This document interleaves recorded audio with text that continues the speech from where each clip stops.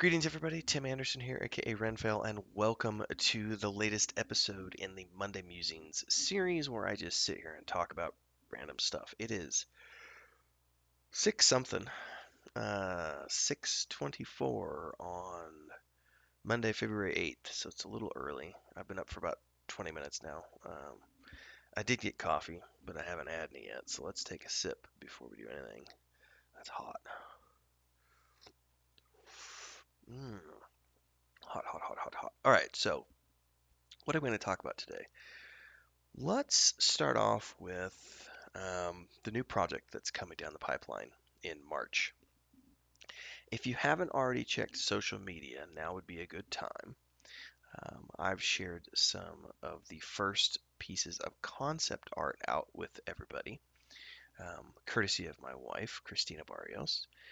This is the first time she's ever shared any of her artwork with the public. Everything that she's done artistically, she's only ever shared with me and her sisters, growing up.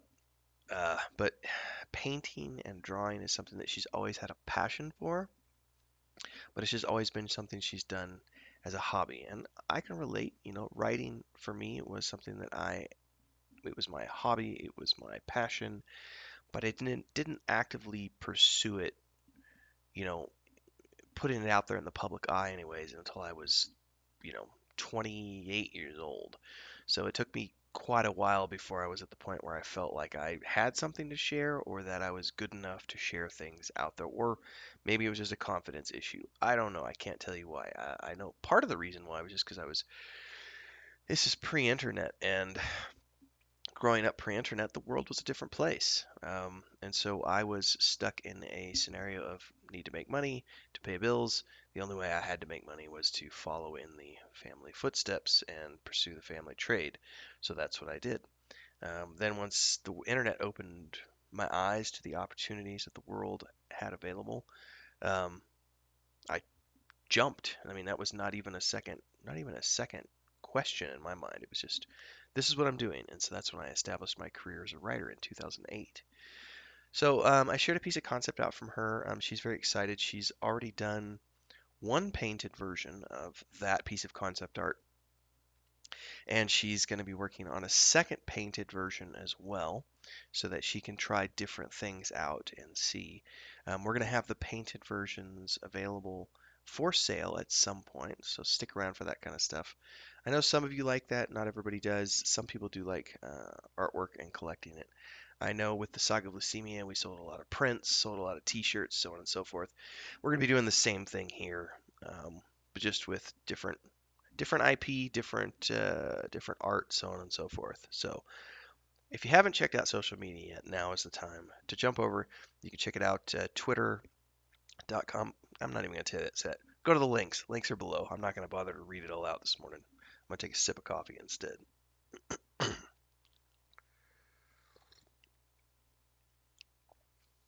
So that's the first piece of news, is that we are moving full steam ahead with that project. Um, the full set of teaser art is up on Patreon. For those of you who want to see the in progress stages of her process as she worked through that pencil sketch. There's also an overview post or two on that project, and I've got another post coming up this week. There's also going to be the next excerpt coming up this week on Patreon in the sci-fi novel that I'm working on. I did lose last week. I didn't get any progress done last week other than some rearrangement of some things and some revisions to existing chapters. That's because life stepped in. Got other things going on and had to take care of those other things. As an example, excuse me, had a big meeting, had meetings with lawyers, had to go to Costco, just stuff, life. Um, excuse me. So as a result, didn't get a lot of chapter work done on the sci-fi novel, which ate into my timeline, but I'm still hoping I can get it done by the end of February. We'll see. Also did some good research on the other project. So this is the thing, even though I didn't get work done on the sci-fi project, work on the other project has still proceeded. So the project that's kicking off in March, we're going to be doing a big reveal about what exactly that project is later on. But part of what I did this week was some of the world building and some of the character development. When I say this week, I mean this week behind me. So even though I didn't get work done on the sci-fi novel, I still got work done on this other project. Um, had a meeting with the creative team behind that and started to develop some of the main characters of that, as well as start to establish just some of what we're going to see um, from the world building side of things. We're still in the early stages. I still haven't even drawn the map yet, and I won't until we're ready to actually kick that project off. Once that's ready to go, we'll actually sit down and we'll draw the map. But it's a process. So the first step is, what kind of story do we want to tell? What is the story of that world? How do we want to tell that? Then is coming up with the main characters of that world. And part of that is, what are the races of that world? Well, the two go hand in hand. Um, because you can't really know who your main characters are until you know what the races are going to be, but you also can't know what the races are going to be until you know who your main characters are going to be. So those two things kind of have to happen at the same time. We do have confirmation of one of the characters. Um, so one of those characters is going to be, everybody, every story needs some type of, I shouldn't say every story, but if you look at say Star Wars as an example, C3PO is the comic relief of the first three films, and then Jar Jar Binks is like the comic relief of the beginning of the new trilogy, and then we get back to C3PO, and then that kind of continues throughout, and then we get to the new droids of the new series, and you've got BB-8 and all this stuff. So there's always this kind of comic relief character um, who is always getting into unique situations, but has quirky comebacks and lines and so on and so forth. And the type of story that we're looking at, I said earlier, and I kind of teased this, I said that one of the things we're doing for research, not for research, but just for um, kind of story beats and things, is we're looking at the original Chronicles of Dragonlance series. So I have started to go through, and it's not just me. There's so much information on the internet about this stuff. You can go find people who have done case studies about all this stuff. But going through and looking at the story beats for that first book and the characters, main characters, side characters, basically primary, secondary, tertiary characters um, play a role in that, and then looking at some of the story beats. So went in and looked at that and started to kind of conceptualize what these characters might look at, and we definitely came up with one of the main characters. Now, that character is not finalized yet. Kind of know what it's going to be. Um, Working towards finalizing what it is. What is that race? I can say, without giving too much away, that this is going to be the type of character, like if you look at Star Wars as an example, looking at kind of like Jar Jar Binks or C-3PO, a character who is somewhat comedic, but can still be useful and um, is a central part of the storyline. Um, Maybe not a primary character, but then also looking at Tasselhoff from the Dragonlance novels of being a more definitely a main character in the party, but still that kind of comedic relief, always getting into trouble, but not necessarily in a malicious way. Tasselhoff is not a malicious character. He's not a bad character. He's just a nuisance, so to speak. And kind of really liked that idea, and we started to think about, how can we do that? How can we create a character like that while paying homage to these books and movies that we like without it being a direct, you know, without plagiarizing. You don't want to plagiarize someone else's work, but you always are paying homage to or taking inspiration from or drawing from a certain point as a reference. But it has to be obviously original enough to be unique and fun and something that's going to define your story apart from somebody else. So there's been some meetings this past week to kind of talk about those characters and what that character in particular looked like. And one of the things that I did for that was I said, okay, now that we kind of have an idea in our head of how we want that character to play out, what are some visual representations of who that character might be? And that led me to two different film references for what that character might be. The first, and this is going to sound weird because there's two perspectives here. One is from the male perspective and one is from the female perspective because I haven't yet defined if that character is going to be male or female. So I'm still doing, kind of the brainstorming of how I think that character is going to play out. So, on the one hand, you have Willow, which is a phenomenal movie, and in that movie, this is going to give you a hint. Both of these will give you hints towards what we're looking at in terms of this main character who's going to be a part of the upcoming um, new project that we're working on Patreon, kicking off in March. So, in Willow, you have these brownie characters. Um, and the first time you see the brownie characters, Willow has given the baby to Mad Mardigan, and he and his buddy Mishka, I think is his name. I can't remember his friend's name exactly, but they're on their way back to the Nelwyn village.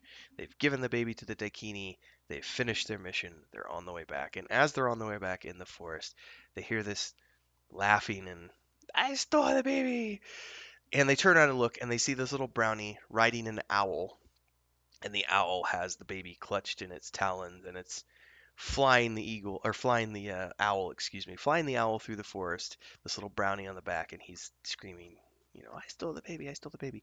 And as you meet the other brownie, and you meet the brownies as a race, and then the brownies come along in this adventure, they are slightly annoying characters, but they still are useful in the sense that they provide comic relief, but they're there. They bring a tool to help pick the lock.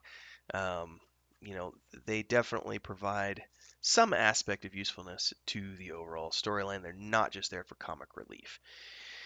And I think the important thing to look at is, I think some of my favorite moments are like, when they're in the tavern and Mad Mardigan's dressed up like a woman, and the one brownie's like, "Hey, I know you. I stole the baby when you were taking a pee pee." There's these really humorous characters, perhaps a little too humorous, but they're a type of funny sidekick um, that can be useful to the overall storyline. And the question is, how do you put them into a main character place?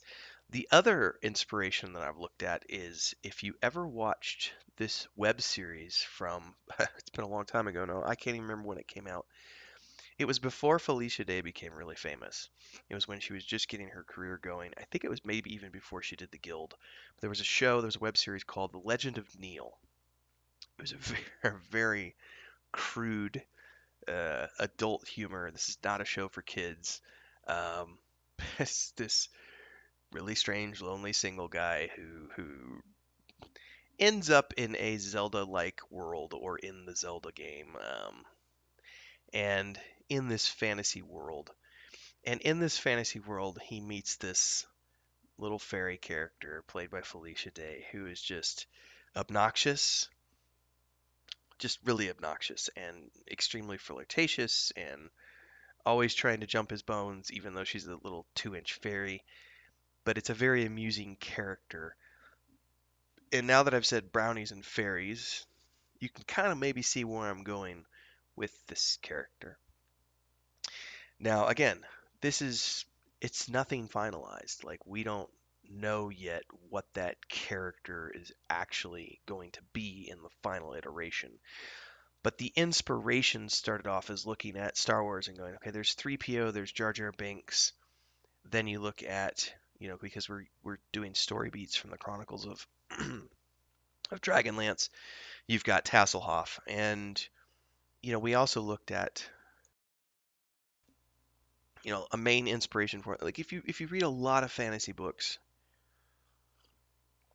especially if we're talking classical fantasy, when we're talking like D&D style, whether it's Forgotten Realms or Dragonlance, or any of these other worlds, you always traditionally have humans, elves, dwarves, and halflings. And one of the reasons I stayed away from halflings with the Saga of Lucemia was because I don't want to do something that's overdone. I don't want to do halflings because halflings have been done many, many times and they've been done well. I feel that elves can be done in such a way because that's the other thing we were talking about this the other day, especially as my wife and I were going back and rewatching the Hobbit movies this past week. We actually just wrapped up the third Hobbit film yesterday. Um, this was another character study because I really wanted to look at another representation of dwarves, because dwarves have been represented across dozens of films and probably hundreds of novels and other types these days. Dwarves never really change. They're kind of always tied to the mountains, stoic, you know, guys, warriors, and I don't think there's anything wrong with that. I think that that's just an accepted version of what dwarves are, and it works. It's just one of those things that works. And then if you look at elves, for the most part, people have done variations of elves over the years. They've kind of always stayed the same. Um, I still think my favorite version of elves are from Memory, Sorrow, and Thorn by Tad Williams. That's definitely where I drew the better part of inspiration for the elves that I had for the Ellenhigh and Eldenai in the Saga of Lucemia. This time around, doing a different take on elves. Um, Probably going with a more classic take, but definitely still going to be our own original take on things. Um, so, looking at all of these different stories, dwarves and elves are one of these races that they're represented all the time, but they never feel generic and they never feel overdone. Halflings, on the other hand, I keep muting my microphone so I can clear my throat and cough, guys. Sorry about that. It's early. That's why a lot of times I don't record these videos until after I've had my morning coffee, but it's a new day. Um, anyway, so, looking at character builds and world development and thinking about things, I was like, I don't want to do halflings again. I didn't want to do them in Saga of Lucemia. I also created my own version of dwarves in the Saga of Lucemia, the Dwerhe, because again, I didn't want to do classic dwarves. I wanted to do something different, something unique.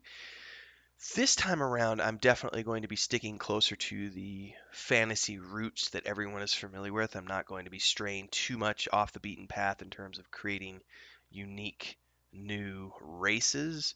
But what I am looking to do is to tweak how those races are portrayed and how those races function within society, um, and have perhaps some new takes on those races within my own world that's being created for this upcoming project. So I've given away quite a few tips this morning. It's definitely going to be a fantasy-based project. It's definitely going to have classical fantasy roots. We're taking inspiration from many different sources, such as Star Wars, Dragonlance, um, Willow, and other places. Um, I've given you a little bit of some insight into what one of the main characters is probably going to be. Again, haven't finalized that yet. All I can say is that we're definitely taking inspiration from the brownies that we see in Willow and Felicia Day's fairy character from The Legend of Neil as a couple of examples. Um,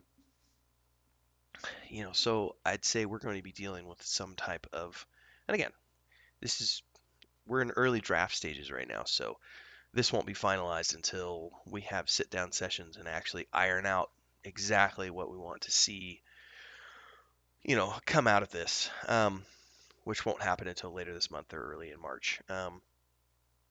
So that's one of the main characters. Like I said, I briefly mentioned this earlier. I haven't even drawn the map yet. That won't happen yet. First is um, character development. Who are the main characters? What races are those main characters? Um, those go hand in hand. Once I know that is when I can sit down and brainstorm and say, okay, if these are the races, and these are the main characters. Where do these races hail from? And then we can go about creating the world map. Now, creating a world map is, for me, it's not a difficult process. I really pretty much always go with just the first thing that comes into my mind. And it's, I've never had a problem doing world building from that perspective. It's just drawing a map and making shit up as you go. It's letting your imagination go free and be like, okay, so this over here could be marshes, and these could be mountains, and this is where these people could live, and it's a very rough kind of, you know, this is where they're from, this is where they could be from, but we're not going into politics, we're not going into history or anything else. We're just defining the world map and where these different races could be living on this world map.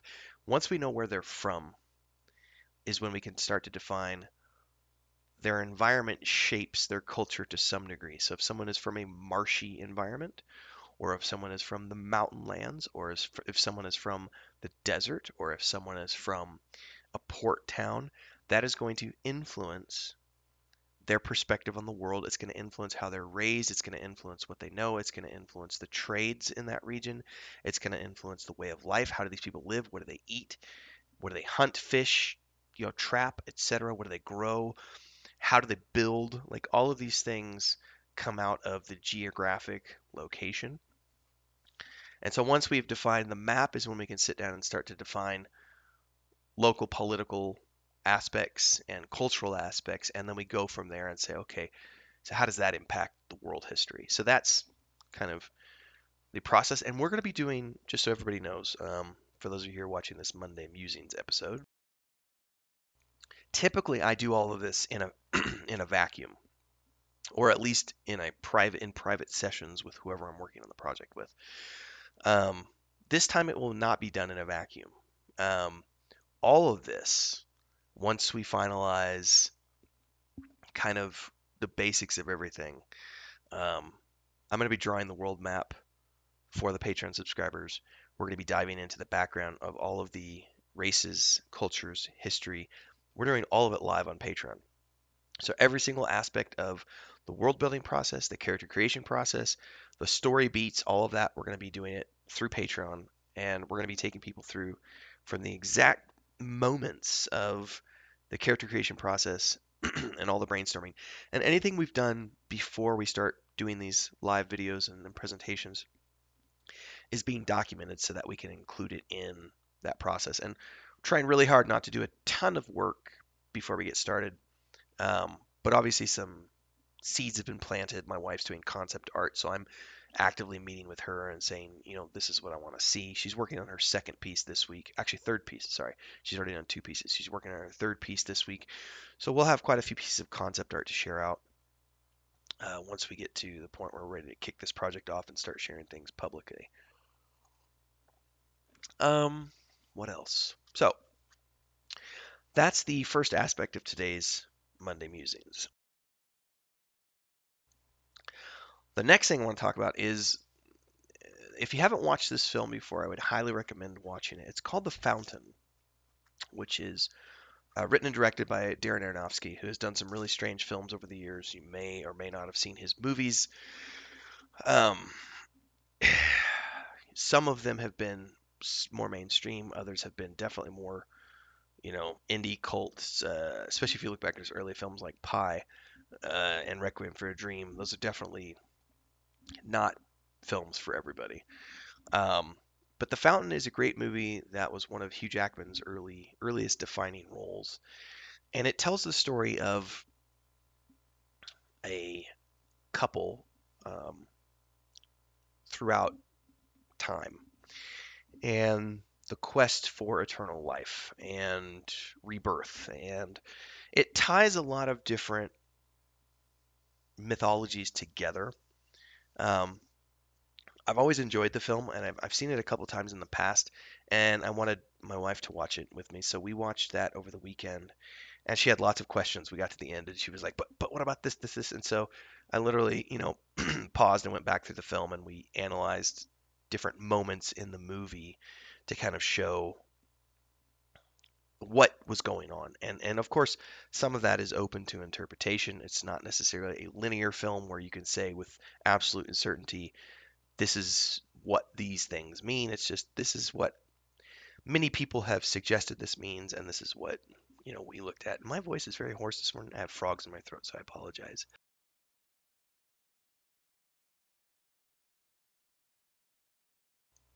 Get that cleared and drink some more coffee. So we watched The Fountain, and from a, I think from a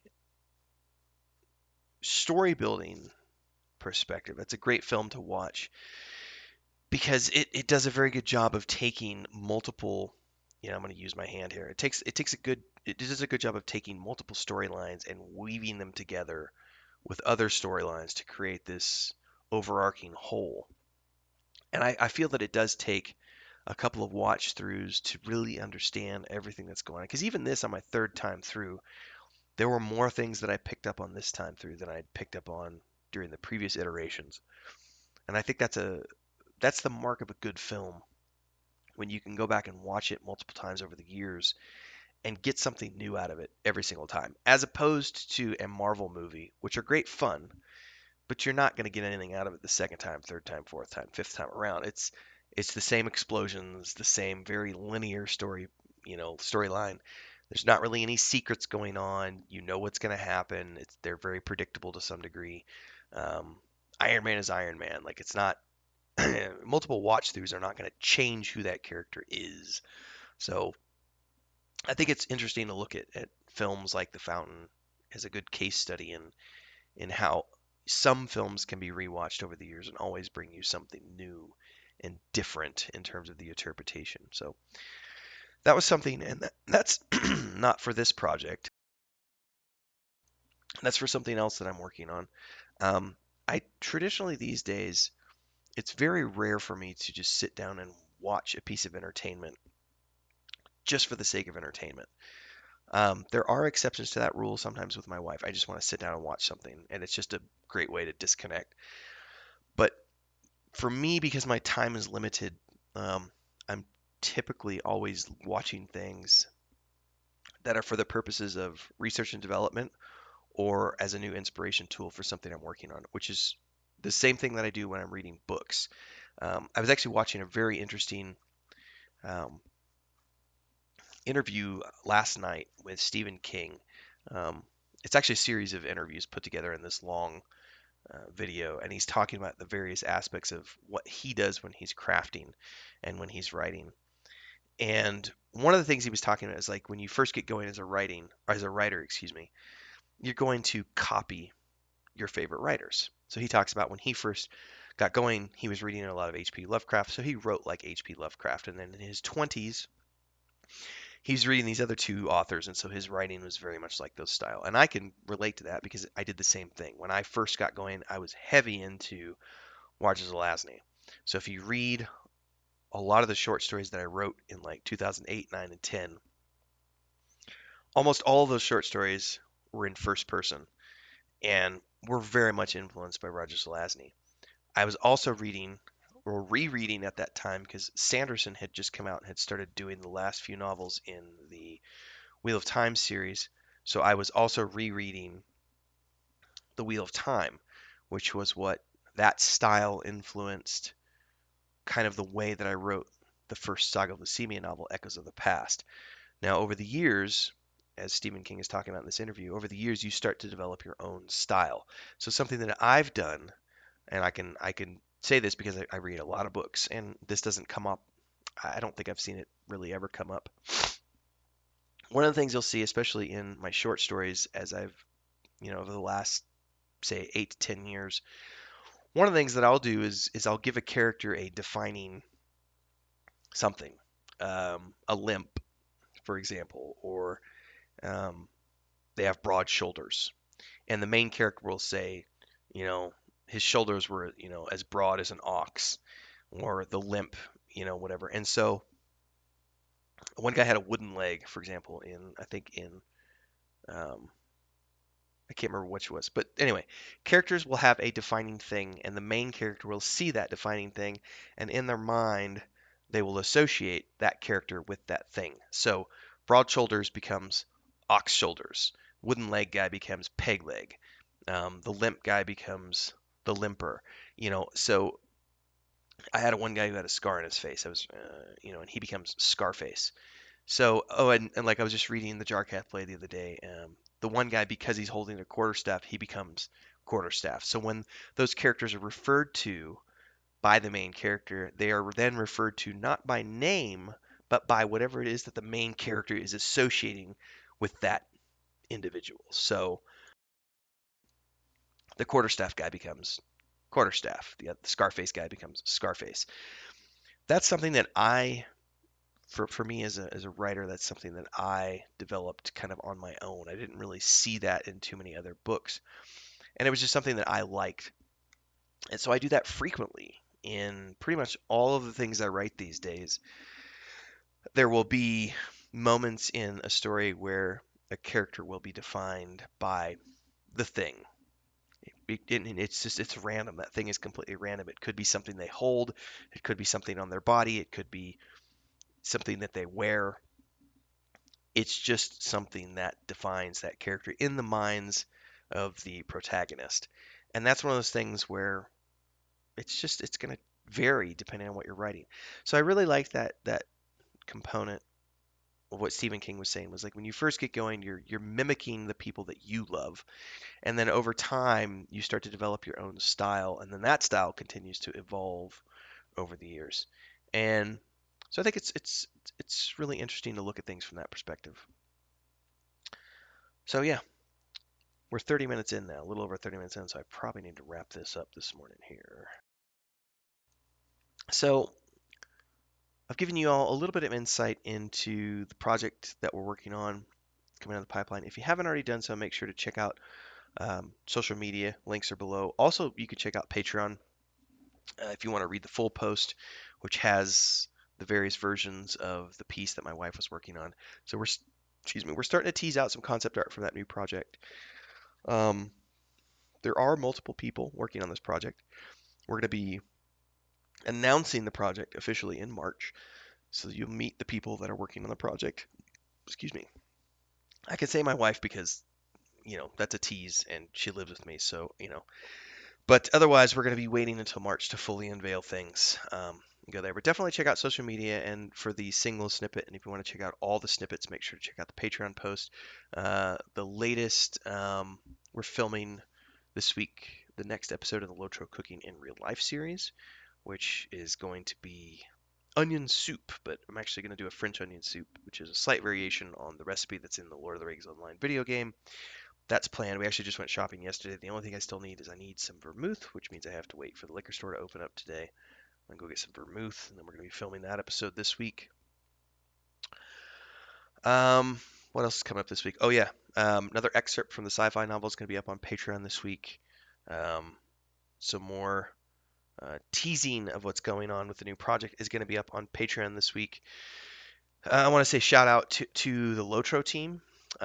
They've been sharing out a lot of my videos recently, and they've shared out like 3 times now the different episodes of the LOTRO Cooking in Real Life series, and they've included me in their newsletter like 5 times now. So shout out to the LOTRO team for the retweets and inclusion in the newsletter. I'm glad that those things are making everybody either laugh or appreciate the world a little bit more. I think anytime people can dive into the world of Tolkien a little bit deeper, it's never a bad thing. And everybody loves food, so I'm glad that that's something that I can contribute to that, especially in these crazy times that we live in where everybody's stuck at home. People are looking for ways to entertain themselves or to eat good food, and I think this is a great way with that LOTRO Cooking in Real Life show. It provides 2 things. Excuse me. It's entertaining and it provides people with good food to eat. So thanks again to the LOTRO team for resharing those out. Um, what else? Yeah. Try to think this week. Um, like I said, we're just doing story beats and research and development. working towards the new project, and I'm working on wrapping up the sci-fi novel and more stuff here on YouTube and, of course, over at Patreon. So either way, you can follow along with what I'm doing here. Also like to say welcome to all the new subscribers. I probably should have done it at the beginning of this video and I forgot, but thanks to everyone who's been following along. Hopefully you continue to enjoy the types of things that are produced around this show. If you haven't already done so, make sure to hit the subscribe button and hit the bell icon so you get updates when we go live with new things. And of course, follow along on all the social media channels. Patreon below, you get free books at different tiers and all sorts of other perks. And we're going to be adding perks and tiers once we get into March. So all that stuff's coming in the pipeline. And just thanks to everybody for your support and for enjoying the type of content that I produce here. It's been nice to find a extra creative outlet during the pandemic because obviously, we're still like everybody else. We're locked in home. We're not going to get vaccinated until mid-year, late year. So until that time, we're going to continue to be in lockdown, social distancing, doing what we can to protect ourselves and to protect those around us. And as a result, we have extra creative time, and that's what we're using this extra creative time for, is for this YouTube channel and for the Patreon and the side project that's coming up, that's being kicked off in March. So enjoy, watch some good movies, read some good books, watch some good YouTube videos, maybe play some video games, and try to stay healthy and stay safe. And we will see everybody in the next episode or in the next live stream. Don't forget, we live stream LOTRO Mondays and Thursday nights. I play with my brother and one of his friends. Looks like Rack, who is a long-time community member who's been a part of my world for a long time now because he follows all my work with the Saga of Leucemia. He's going to be joining us. He sent me some Discord messages over the weekend that he's created a character on our server. We are on the Laurelin server, for those of you who want to play LOTRO with us. The guild is called the Blackbirds. Feel free to hit me up on Discord. Links are below to join us over in LOTRO. So yeah, we'll either see you streaming LOTRO, doing one of these Monday Musings episodes, over on Patreon, talking about all the different things we work on, or in one of the other live streams that I do. So, bye everybody. See you next time.